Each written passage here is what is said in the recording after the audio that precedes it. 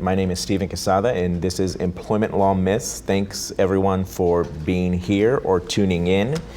Let's go ahead and jump in. Relatively small group, so let me ask what folks do. HR people, raise your hands.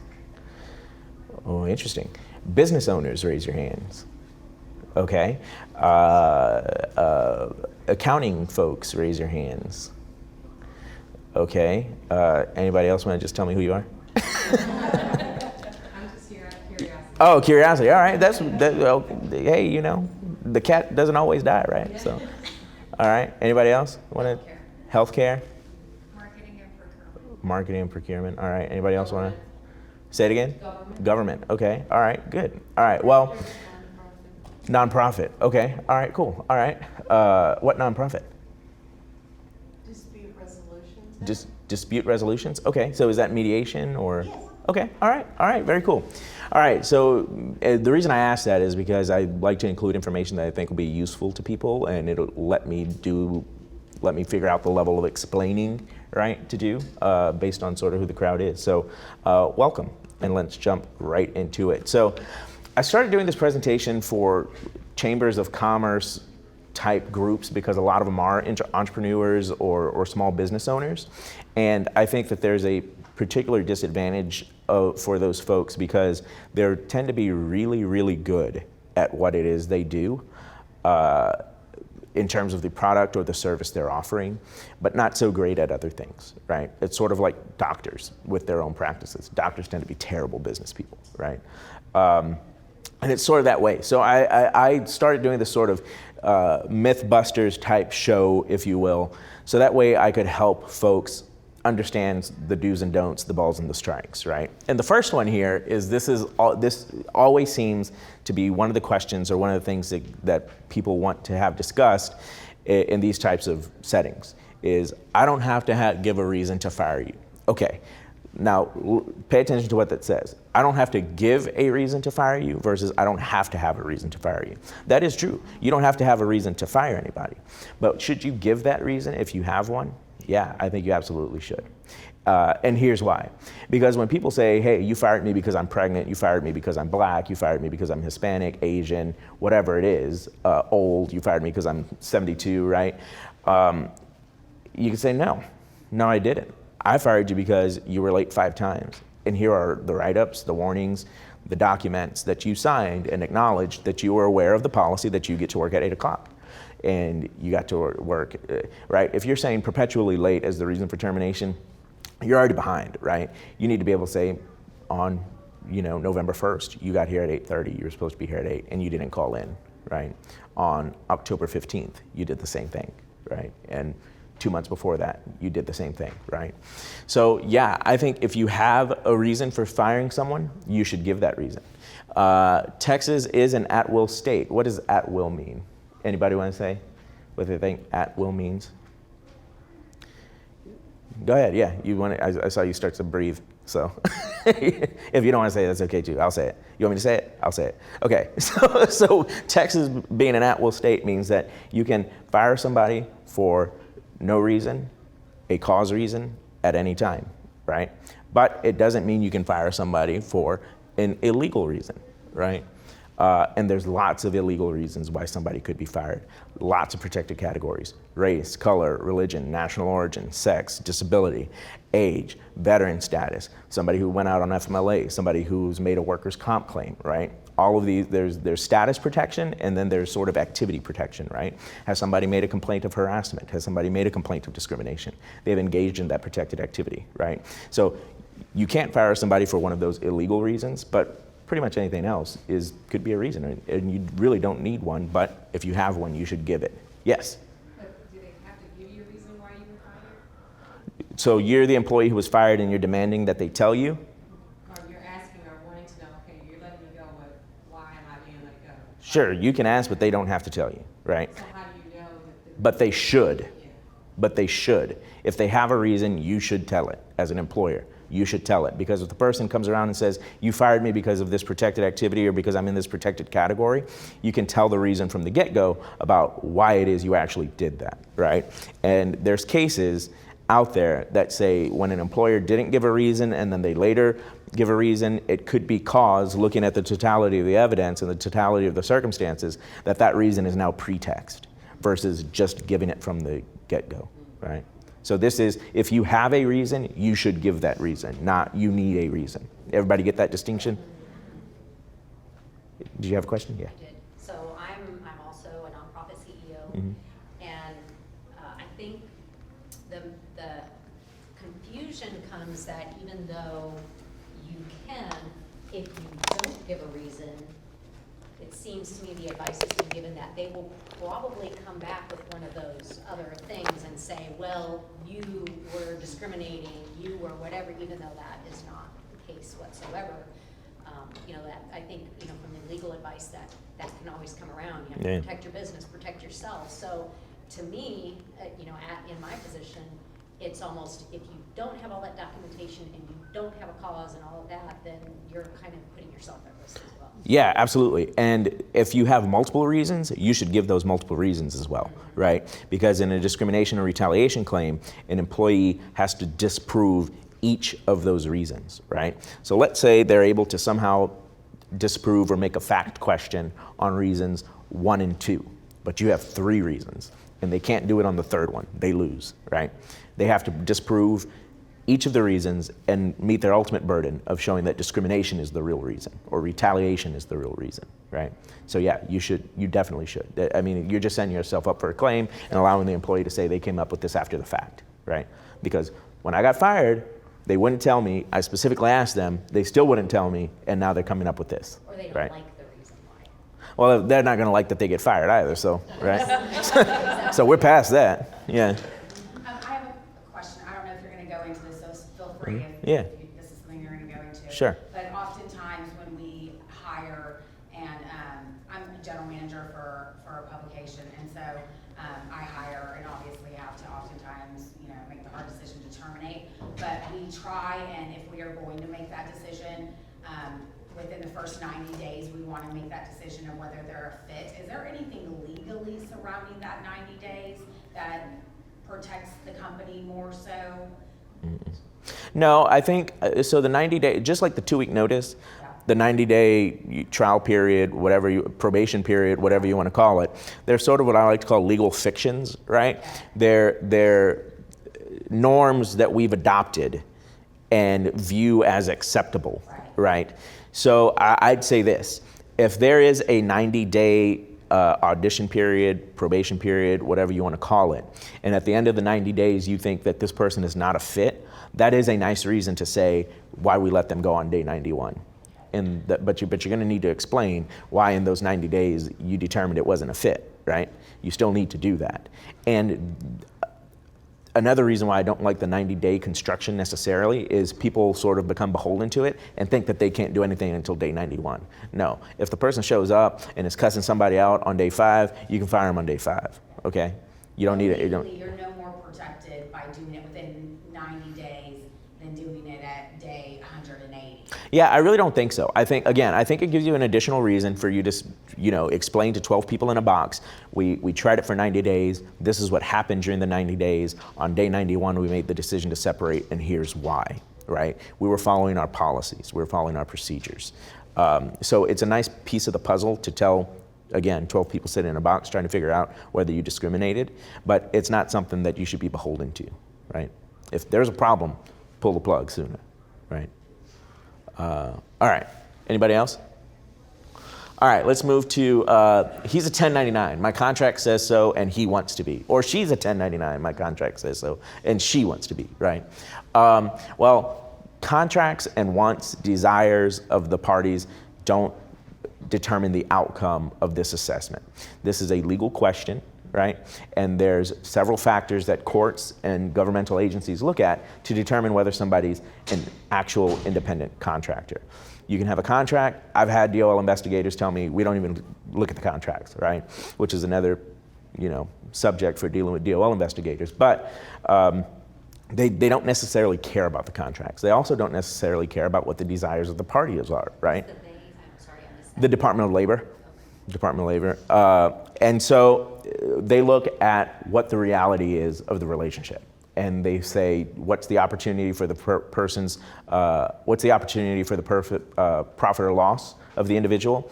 What's their investment? Do they buy their own tools? Do they have their own work truck? That sort of thing. Do they have other clients? They call it the economic reality. What's the economic reality of the relationship? Is this one person dependent on this one company for their entire economic well-being? Another one that gets looked at is, what is the level of control that the entity is asserting over the purported independent contractor? And if that person's work is being directed day to day by the company, that's not going to be an independent contractor. Think about what an independent contractor is, right? You have a plumbing problem. You call a plumber. That plumber comes and does work for you. You look at the work at the end of the day, then you cut him a check, right? That's an independent contractor. There's no doubt there.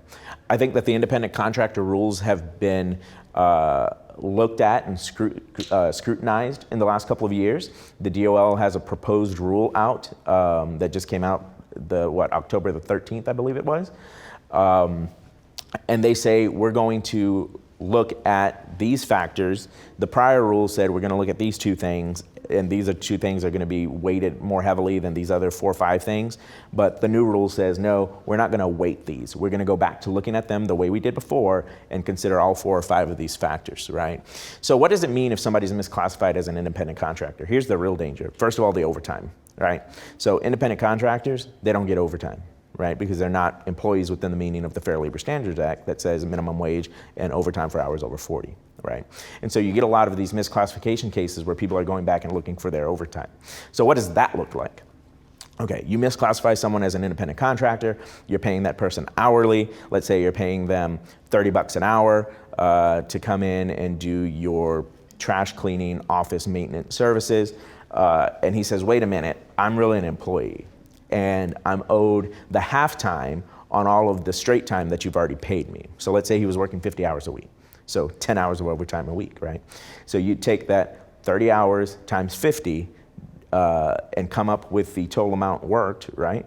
And then you got to come up with what's the halftime owed to him. So if they go, and the statute goes back 3 years, and so if you determine in 1 year we owe him $20,000 worth of overtime, well, year 2 and year 3, now you're up to 60, and the statute says because you violated the law, it automatically doubles. So now you owe that employee $120,000, and they also get their attorney's fees, right? So you have to pay their attorneys for suing you for overtime, right? So the statute is an extremely friendly employee statute, and the penalties are pretty bad. There'll also be penalties for payroll taxes, and under the Affordable Care Act, right? Because you're supposed to be providing employees insurance benefits, medical benefits. So if you have independent contractors, really examine the relationship. Yeah. And this scenario is only if the contractor complains, or the same. Yeah, so the contractor would be raising this issue. You wouldn't go and say, hey, my bad, I owe you 120 grand, silly me, right? No, this is if the contractor complains, but here's where it happens. Contractor stops doing such a good job, you tell the contractor to get lost, you're bringing in somebody new, right? Everybody gets mad at some point, right? And this is America, what do we do when we get mad? We sue people, right? So, yeah, this is what happens. All right, you're on salary, you don't get overtime. How many people have thought this before? If I pay somebody a salary, they're exempt and don't get overtime. Yeah, not true. That is not true. If you remember nothing else today, remember, paying somebody a salary does not automatically make them exempt. Yeah, take pictures. Take video of this, actually. Yeah, look. Oh, I think somebody's thinking for their own circumstances. Okay. That's fine too, right? You got to represent yourself sometimes. Okay, so look, the FLSA requires for employers to pay employees time and a half, what they call premium pay, for all hours worked over 40 in a work week. So let me break that down first, okay? 40 hours in a work week. That's not over 80 hours in a pay period, okay? It's in 1 week time, 40 hours. If they go over the 40 hours in that 1 week, you owe overtime. You can't do stuff like you work 45 hours this week, so work 35 the next, and on this paycheck, it's all regular time. You can't do that. I hope everybody knows that. All right, 40 hours, 1 week, they go over 40, time and a half, okay? There are exemptions from the FLSA, but those exemptions have tests built into them depending on what the employee is doing and depending on the salary level, whether they're being paid on a salary basis. The salary level used to be $488 a week. That came out to like $24,000 a year. How many of y'all would do your job for $24,000 a year? Nobody, right? So they, the government said, okay, we need to raise that. Now it's $688, right? So raise it a little bit, but not much. So now the salary level is $688. The salary basis means that you can't deduct from someone's pay because of quantity or quality of work. That means if you are paying somebody $80,000 a year on a salary to manage this group, and you think it's going to take that person 50 hours a week to do the job, and so you're paying them based on your perception of what it's going to take to do this job. What's a fair salary to do this job, right? And then it turns out this person is really efficient, they're really good, maybe this is a much smaller organization than what they were used to, so it's a cakewalk for them. So they're doing their job in 30. And I get employers all the time calling up and being like, hey, this person is only working like 30 hours. Well, are they doing the job? Yeah, they are, but we feel we're paying them too much. Well, that's the trade-off, right? You don't get to talk out of both sides of your mouth on this, right?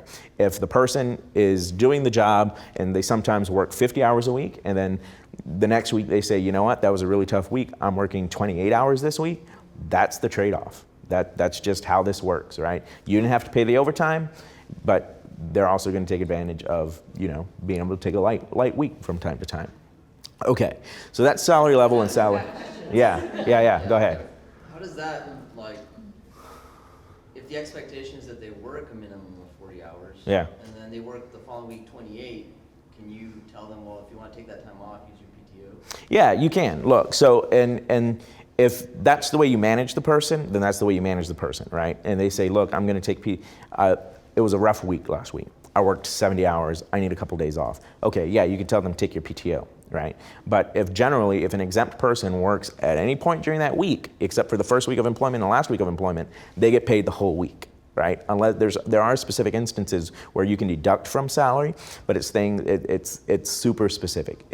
Safety violation, right? You're suspending them for a safety violation, and you have a written safety program that allows for suspension, right? A missed day for reasons other than sickness or health, right? Right. And so there's these specific categories about when you can deduct, but generally you can't. If they work at some point during the week, they get paid the whole week. You can deduct their PTO. The problem becomes, what do they do? What do you do after they run out of PTO? Well, you still have to pay them. Now it's a managerial decision. How do I discipline that person for taking an absence with no time off to be able to take, right? Well, no, not leave without pay. Remember, if they've worked during the week, they still get paid.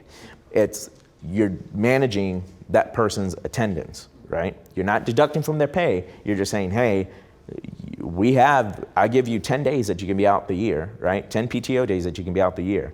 You took 12. We need to talk about this. You have unexcused absences. You can manage that as an absenteeism problem, but you can't be deducting from their pay, okay? Yeah. I have a question I'll about non-exempt. Mhm. We use a payroll system, Mm-hmm. outside payroll system. Mhm. They require you to turn in the payroll a day or two before the end of the pay period. Mm-hmm. Occasionally, a non-exempt person will work additional hours that couldn't be anticipated because it's not normal for them to work those. Mm-hmm. We include them on the next paycheck as the overtime. Is that okay? Well, so if you are paying somebody, let's treat this as you're correcting a paycheck that was short hours, right?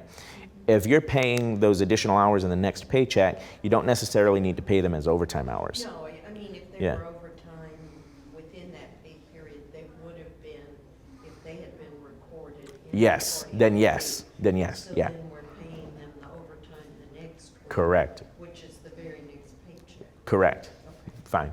It's like you're doing a correction. Yeah. Yes, ma'am. What was that dollar thing you mentioned earlier, 680?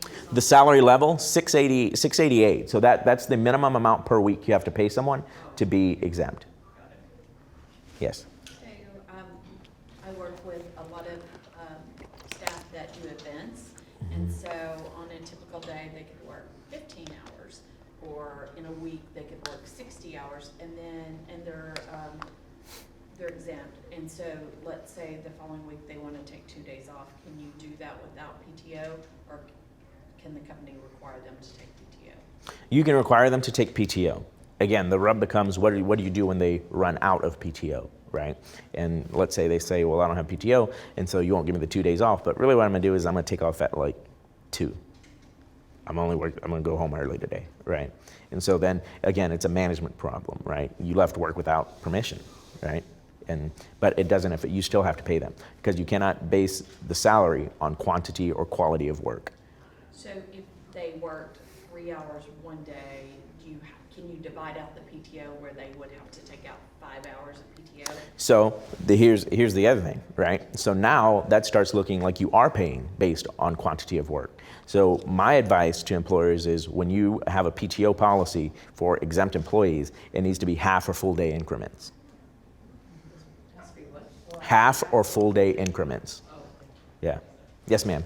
Okay, I have salespeople, so if they decide, hey, my sales are behind and I'm gonna stay a couple of hours late today, I'm not requiring it, we close at 5:30, they stay till 6 or 7 on their own, am I required to pay them overtime? Yes. Wow. Would you get the money for the sales they made during that hour? Yes. Yeah. Well, they get paid extra commission for the sales, so they're really staying late to try to get more commission. You'd still have to pay them. Wow.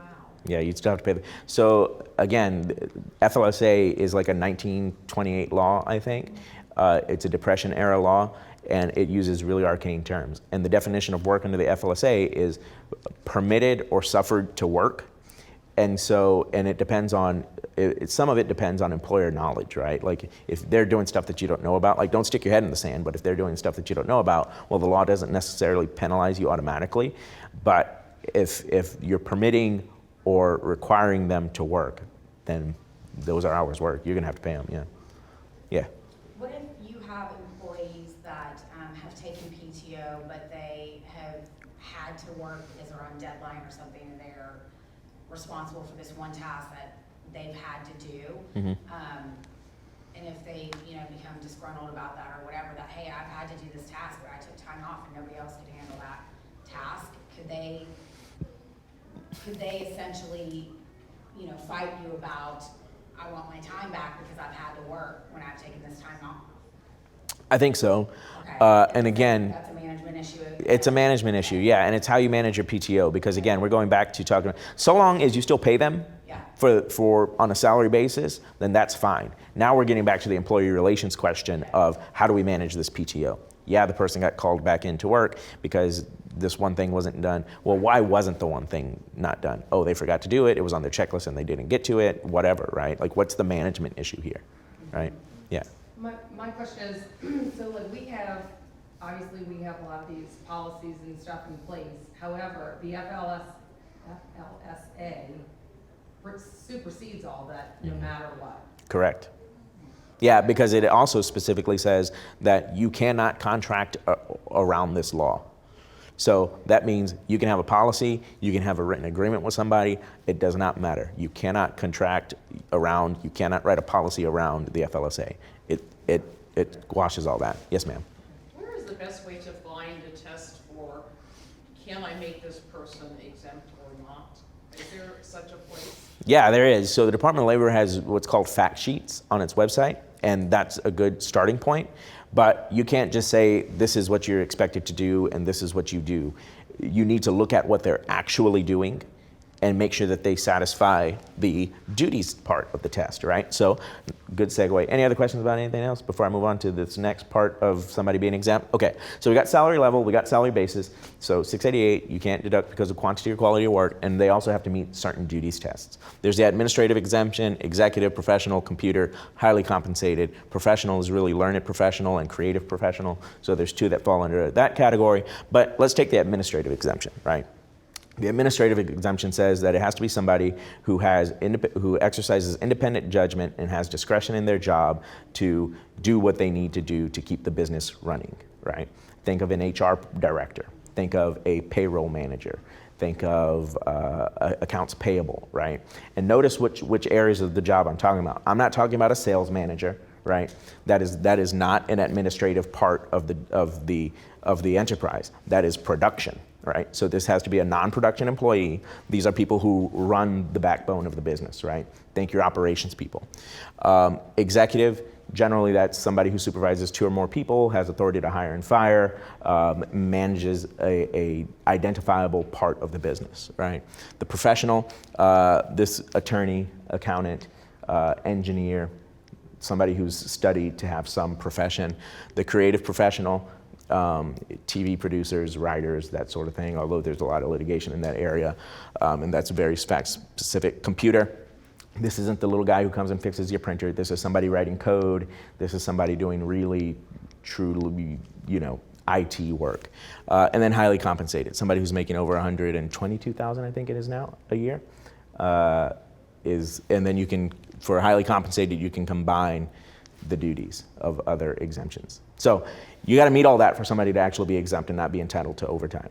Very fact-specific inquiry. It's not just about what the job description says, it's about what the person is actually doing, okay? So main takeaway is salary does not automatically make someone exempt. It's way more complicated than that, all right? All right, any other questions about that? Okay, an employee on leave cannot be terminated. Y'all know this one? Yeah, y'all, anybody think that, if they're on workers' comp or if they're on FMLA, we can't terminate them. We got to wait for them to come back. Not true. Now, this is a high-risk area. Red lights should be flashing if you want to do this. Don't do this at home, right? Don't try this at home. But if, let's say, there's actually a Texas A&M case out of the Fifth Circuit that says, that sort of really, it was precedential and set this rule.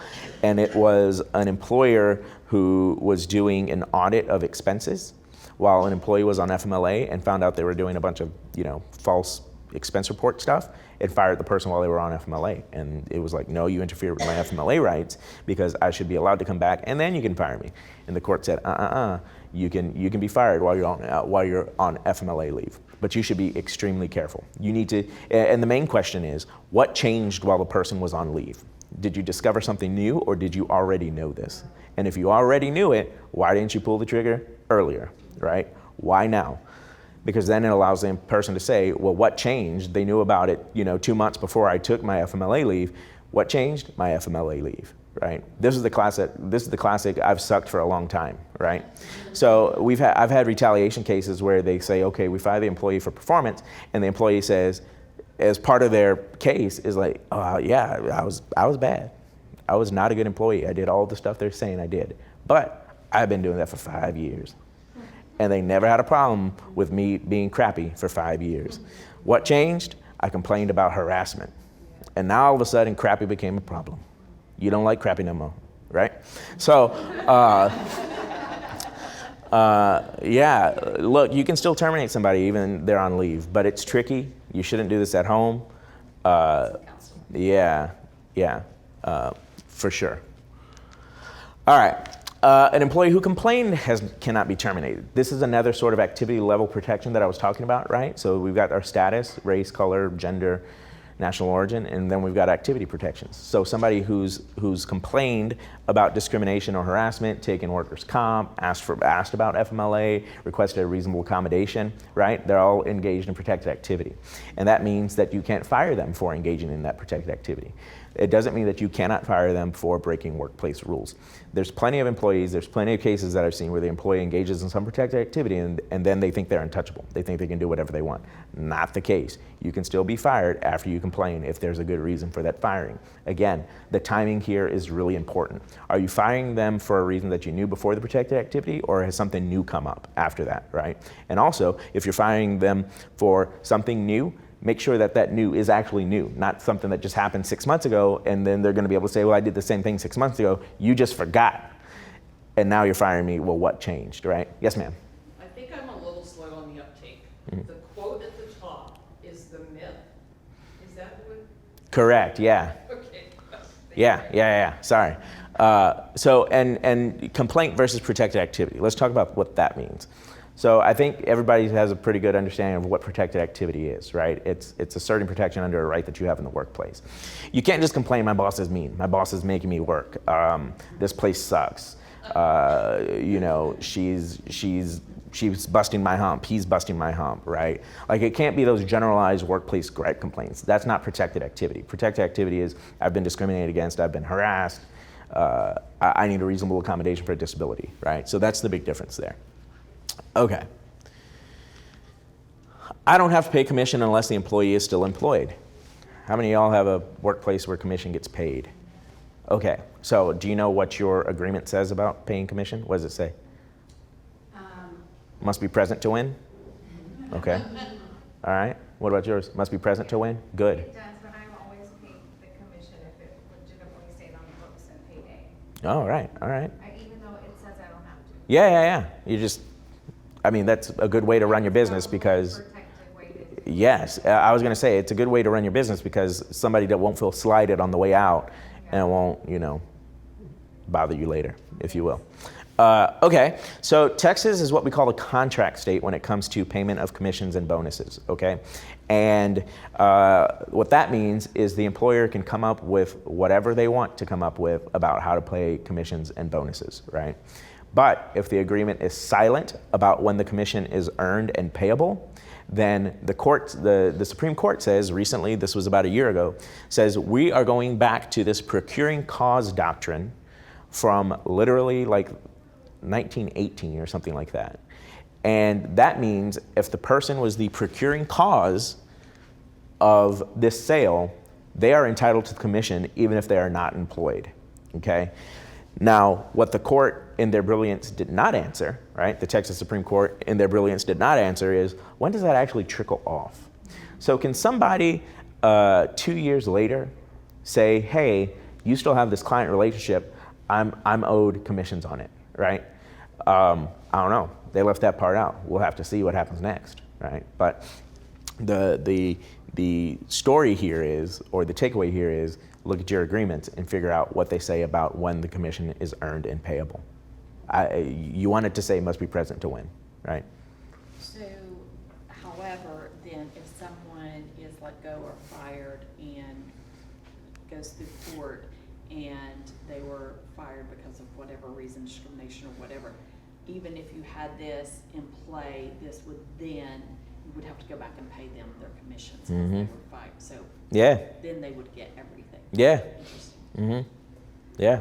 Yes, ma'am. I do have a question about that though, because let's say it's the 5th of the month and they haven't hit their goals for the month, and the goal says you have to hit a certain amount to get paid. So I wouldn't pay them if they didn't hit their goal yet. That's right, because that's what your document says. Yeah. All right. Let's keep going. They've told me 5 minutes. I'm going to get sued for wrongful termination if I don't. First of all, don't say wrongful termination. There's no such thing as wrongful termination in Texas. There are other states that say wrongful termination that says, if it's bad public policy for why this person was terminated, that's a wrongful termination claim. We don't have that. We have claims related to termination, discrimination, retaliation, breach of contract, and constitutional claims. Public employers are the ones that have to worry about the constitutional claims. That's usually an issue with due process, right? But breach of contract, not everybody has an employment contract. So you probably can toss that one out. So we're left with retaliation and discrimination, right? Which is why it's important to you should give the reason for termination if you have a reason for termination. All right, a verbal warning. Okay, so this is another one of my quests, all right? If your handbook or your policy says about progressive discipline says give a verbal warning, change that like yesterday, okay? Here's why. I can't tell you the number of times I've gone out and done a fact investigation on a case. I'm talking to the manager and say, hey, did you give the verbal warning? Yeah, I gave the verbal warning. When?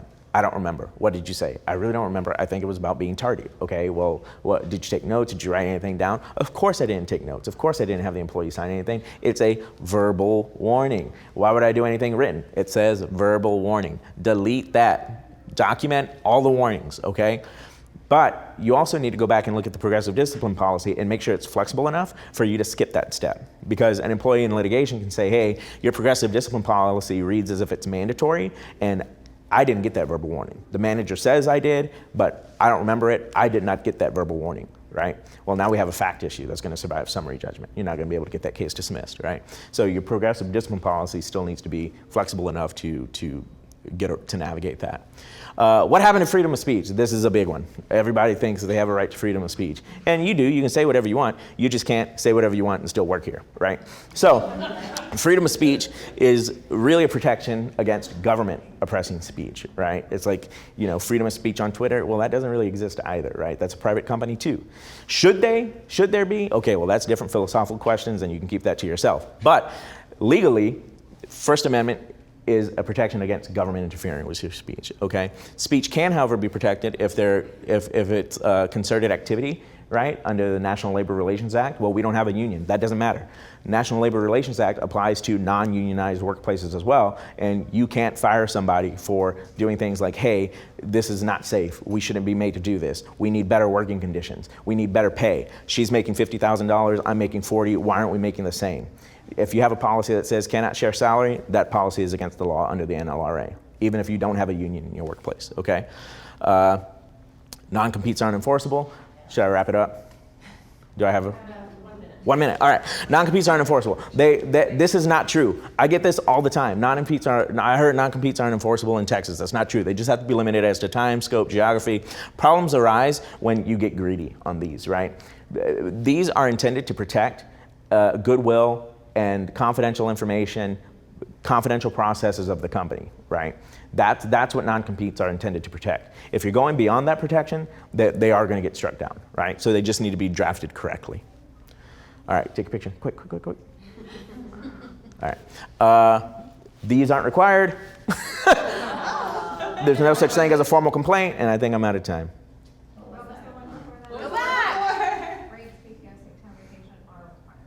No, not in Texas. You don't even have to let somebody eat lunch. All right, I think we have to wrap up. I'll stick around and do the last couple slides if y'all want to stick around, but they want to give me something, and he needs to end the video. Thank you. We're going to do a quick draw. Oh, you want me to draw it?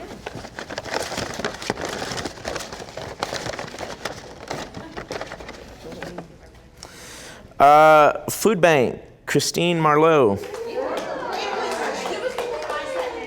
All right.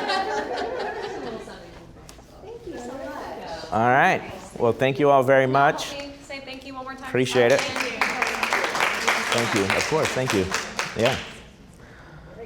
All right. Maybe 20 minutes before the next one starts, so we have any more slides? Yeah. Do y'all want me to keep going? I probably just need like 5 more minutes. You can leave if you want. If y'all want to leave, y'all can leave. Okay. So vacate if you wish. All right. A complaint has to be formal. There is no such thing as an informal complaint. Okay. There just isn't. If I meet you in the future, or if you call in the future, or if I see you somewhere in the future, don't say informal complaint. It doesn't exist, okay? This is truly a myth. And this is how it comes up. Oh, Tom keeps asking me to lunch, to dinner after work, for drinks after work. He's complimenting the clothes I wear. And, he's a really nice guy, so I don't want to make a formal complaint, but I just want to bring it to your attention that this is going on. Well, too damn bad. That is a complaint, and we've now got to do something about it, particularly if it involves sexual harassment. Texas changed the sexual harassment law, and it is very employee-friendly now, which is really bizarre because Texas usually says, screw employees, right? But Texas sexual harassment law now requires immediate action, right? So if there's something that comes up that involves sexual harassment, immediate action. What does that mean? The same day. And it doesn't mean that you figure out what went on all in one day. It just means that you set some wheel in motion that same day. Please send me an email with a timeline of what's happened. Maybe you don't ask that. Maybe you say, thank you for coming. I'm going to find somebody to investigate this. You start looking for an HR consultant to come and do the investigation, right? You do something that same day to address the complaint, right? No magic words, doesn't have to be in writing. That's another one. Well, they didn't write it to me, right? Well, the verbal warning thing, right? Same thing. All right. I didn't know they couldn't do the job. All right. Some people think that ignorance is an excuse to legal obligations. It is not, right? Failing to recognize a request for an accommodation when somebody has a physical or mental impairment that substantially limits a major life activity. What's a major life activity? Everything. Walking, sleeping, learning, working, talking. I mean, there's like a list of 25 things, right? Failing to recognize that somebody needs a reasonable accommodation is a really big one and leads to problems, because it is the employer's obligation to engage in the interactive process and to provide a reasonable accommodation. So that's a discussion about what you can and cannot do. What can we provide you in the workplace so that you can do your job? Is it a question of access? Do you need a closer parking spot reserved? Do you need a desk that sits up higher so your wheelchair can get under it, right? So if you see somebody with a limitation, an obligation can arise, even if that person does not come forward and ask for a reasonable accommodation. An obligation can arise for the employer to go and say, hey, we just want to make you aware we have a reasonable accommodation policy, and we do the interactive process. We're making you aware of that, right? That's it. That's all you need to do. Yeah. How do you address anxiety in that?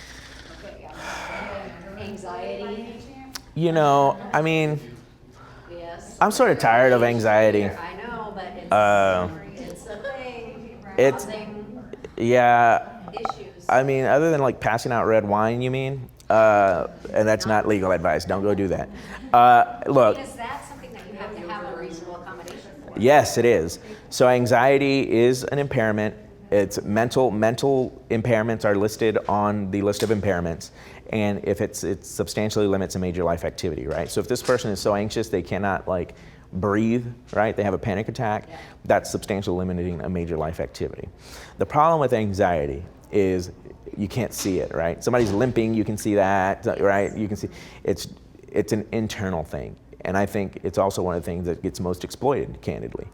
But yes, that is something that if it's a mental impairment, so the ADA also says you can't make medical inquiries. So you can't be like, oh, what's the problem? Why are you limping? What's the diagnosis? What medication are you on? You can't ask any of that. It has to be, hey, what are you not able to do in the workplace, right?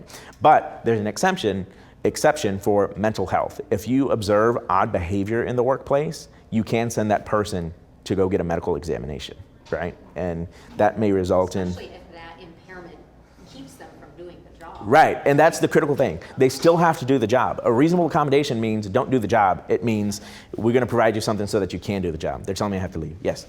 I've always found job accommodation network helpful. Yeah. If I didn't know what Yeah. to do for a particular disability. Yeah. Yeah, Jan. It's good. It tends to be sort of employee friendly, but it is very good. That's a really good resource, and they've got everything online and for free, to be honest with you. So, yes, it's called JAN, Job Accommodation Network. All right, gotta go. Thank you. Bye. Appreciate it. Here, if I didn't answer a question, feel free to. Oh, that was the last slide. That's it. All right. Feel free to reach out. I'll give you a business card if you want a business card, whatever you want.